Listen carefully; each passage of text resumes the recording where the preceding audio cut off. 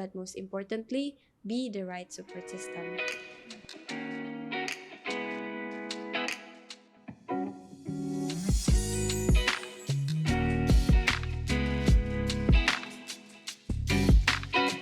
Hi! Welcome back to Pojok Buku SDH-HV Season 2. Episode 8. Today we bring you a book from Ernest Hemingway entitled The Old Man and the Sea. And this one is the greatest book in the American literature. And this book won the Nobel Prize in Literature in 1954. As you know, Ernest Hemingway is not just a writer, but he is also an adventurer. So let's go deep to the book. Now I have Clarence here with me. Please, Hi. Clarence, introduce yourself. Hi everyone, so my name is Clarence and I just graduated recently, and I'm really grateful to be here to share my thoughts about The Old Man and the Sea. Okay, now let's go deeper. Sunday Time called this book as the best story. Beautiful masterwork could have been done better. And I agree 100%. And I love the part where Ernest Hemingway described the detail of the nature, start from the sun, The sea, the sea, fish. fish, even the brown skin, sweat, even scars, and the emotion, the eagerness and endurance facing the problems he faced, and the old man, of course. And what do you like most in this book, Clarence? I like what I like most is first the thickness of the book.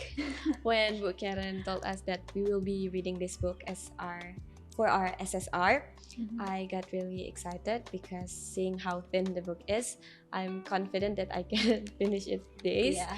But what keeps me going, what entertained me to finish the book until the end is the engaging plots of the old man and his struggles to catch a fish after like 84 days of failing to catch even a single fish. Yep. And I think this book really imparts many valuable lessons that is inspiring, and I hope everyone else as well who watch this can find those elements inspiring. Great. We have kind of three main characters here: the old man Santiago, and the boy Manolian, and of course the sea. So we can feel and we can see the relationship, the bonding between the characters.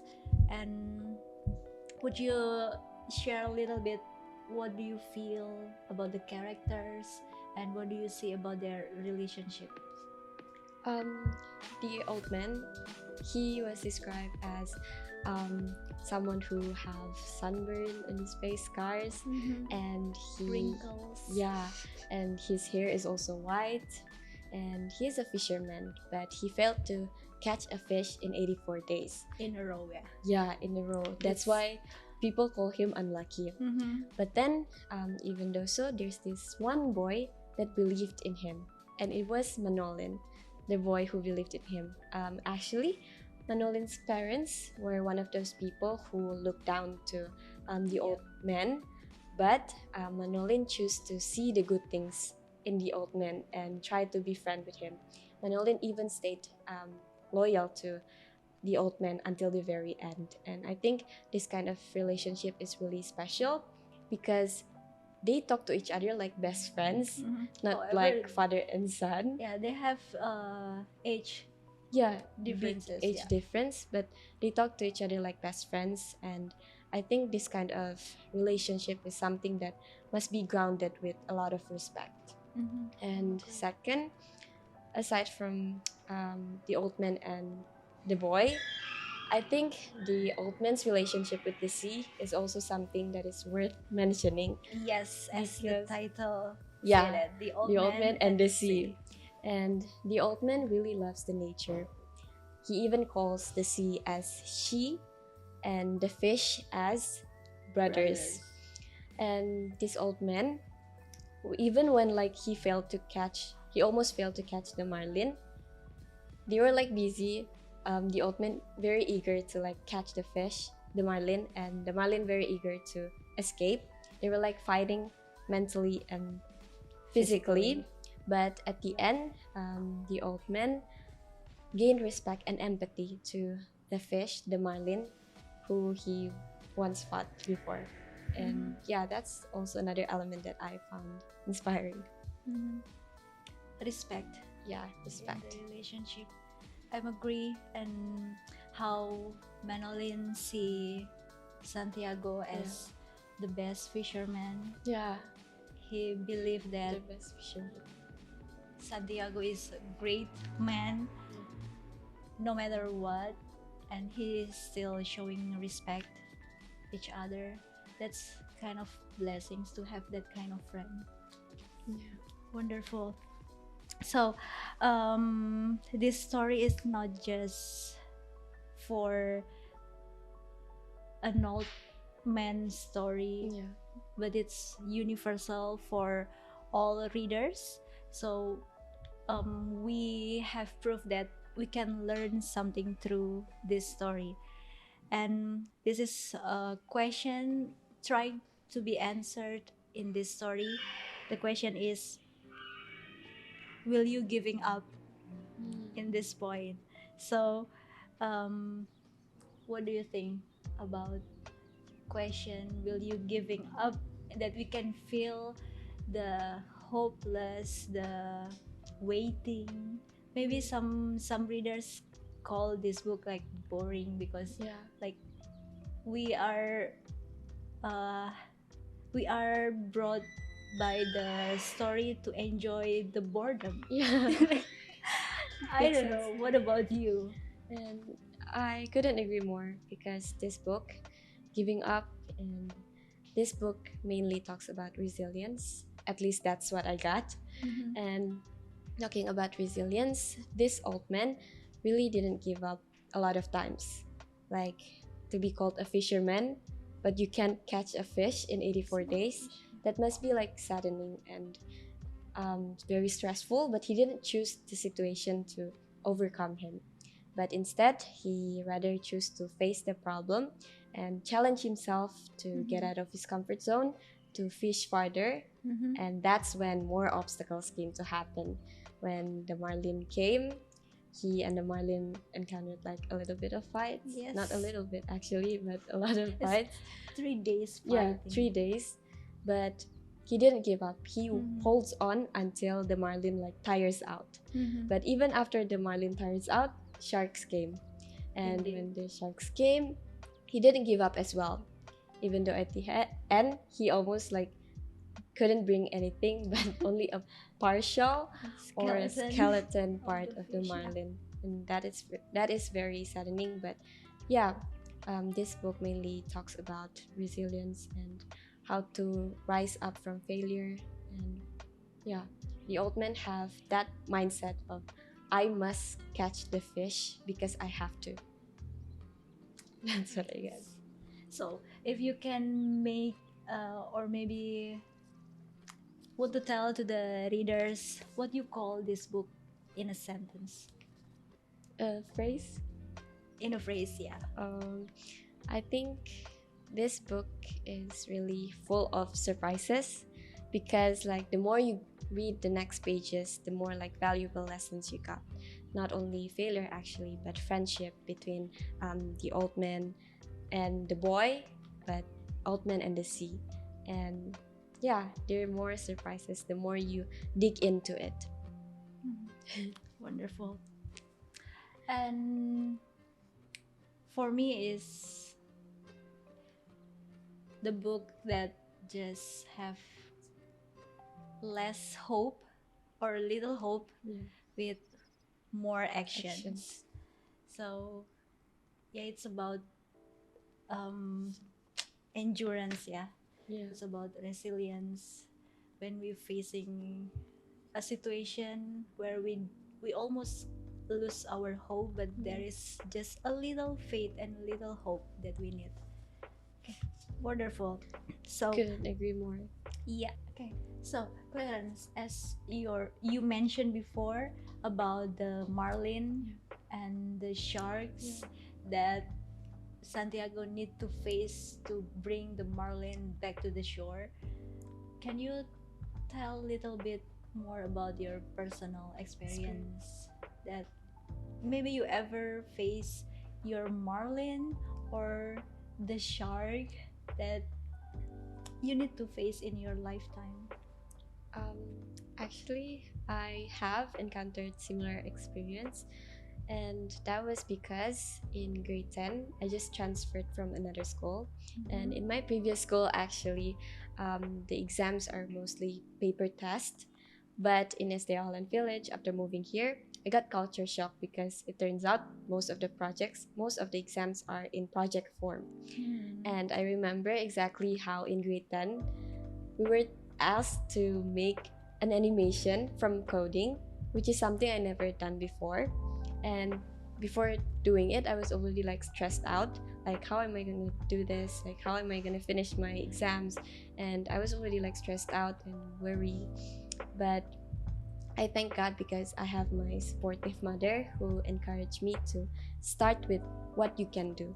And that's what I did. I started what I can and slowly and consistently each day. And finally, I finished my exams with quite satisfying grade. And the lesson that I learned from my personal experience and the Old Man in the Sea is that I think you need to have a mindset of I must finish this because I have to, and not a mindset of I will try to do this later, because those two have a big difference. When we say I have to, I must finish this because I have to, that shows like your determination. And just like the old man as well, he told God that he must like catch this fish. And yeah, that's about my personal experience. Yeah, he fight. Actually, he fight alone, but we can see through the story that he fight with God. He's not alone. Yeah, he's not alone there, and you're not alone. And I'm heard that now you will go to university and you take information system, yes. The coding, the marlin that you have before. Now it's you can try to enjoy it. I also realized that when I actually start doing it, that fear of failure just was replaced with like enjoyment. That's why I think I get to see myself coding in the next 10 years as well. Wow, wonderful. Thank God. And congratulations for you. Thank and you. All the graduates. Congrats. There fighting. Okay, so Clarence, this is the ending of our session. Now, what is your takeaway that maybe you can share to the audience, to the young generations? My personal takeaway is that first, resilience. Have resilience, but most importantly, resilience is about relying God, but also making an effort. So just like the old man, we need to ask God, God, please help me. But at the same time, we need to do our part. And that's why I really believe in the quote that says, do your best and God will do the rest. Second, I learned about quality friendship over quantity. It's not about how many friends you've got, but it's about how you can influence your friends to be in the brighter side. And in this story, the old man only have one boy who believed in him, Manolin. And that's enough for him. That's enough for him. Manolin stayed loyal to the old man until the very end, and they really respect each other, take a good care of each other. They are the best support system. They have each other's back. And for everyone watching this, it's important to find friends. It's important to find the right support system, but most importantly, be the right support system. because in the Bible it is mentioned that two heads are better than one, and we must also treat each other just like how we want others to treat ourselves. To conclude, first you need to have resilience. Do your part and rely on God, because only by so you can get not what you want, but you can understand more what God wants you to do. And in Matthew 7 verse 13, God says, choose the harder path, because the harder path leads to life, then the narrow path, then the easier path, because it leads to destruction. And in this case, giving up is an easier task than to face it. So we must face it, because we must face our problems, because that's what God wants us to do. And remember Jeremiah 29 verse 11, for I know the plans I have for you, plans to not to suffer you, but plans to prosper you, not to suffer you, and plans to give you hope and a future. Lastly, have a good support system, but most importantly, be a good support system, because we are all living in this earth and we're not alone. So we must have each other's back and treat others like how we want others to be treated. Wonderful. Thank you, Clarence. Thank you. Okay, readers, no matter how old you are, adventure is still to be had. So be ready. Maybe we don't know what the outcomes will bring, but successes or failures, God can use it for goodness and for His glory. So this is the end of our discussion. Thank you for being with us, and thank you for supporting us. We hope that Pojok Buku can inspire you to read many books and be blessings for others. Thank you, readers. Bye, readers. Bye, leaders.